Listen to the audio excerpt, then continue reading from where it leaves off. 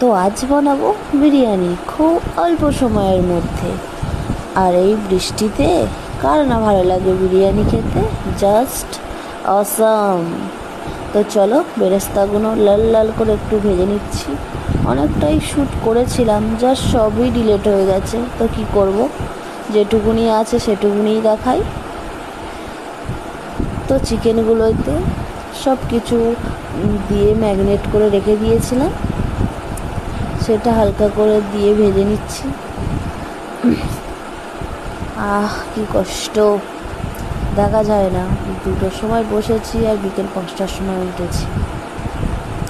তা ওই তেলেতে দিয়ে দিচ্ছি আদা, রসুন, কাঁচা লঙ্কা, ভালো করে মিক্সড করে বেটে নিয়েছিলাম। নিয়ে তেলের উপর দিলাম নুন, চিনি, বিরিয়ানি মশলা,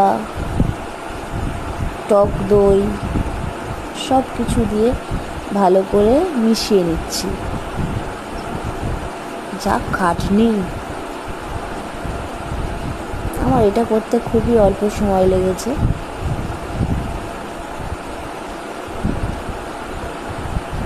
হালকা হালকা তেল ছাড়ার পরে এতে দিয়ে দেবো চিকেনগুলো, যে চিকেনগুলো একটু আগে ভেজে রেখেছিলাম।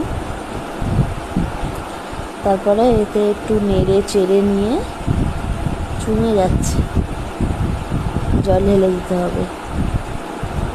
অনেকটাই শ্যুট করেছিলাম, হাফ পথ থেকেই তো দেখাচ্ছি।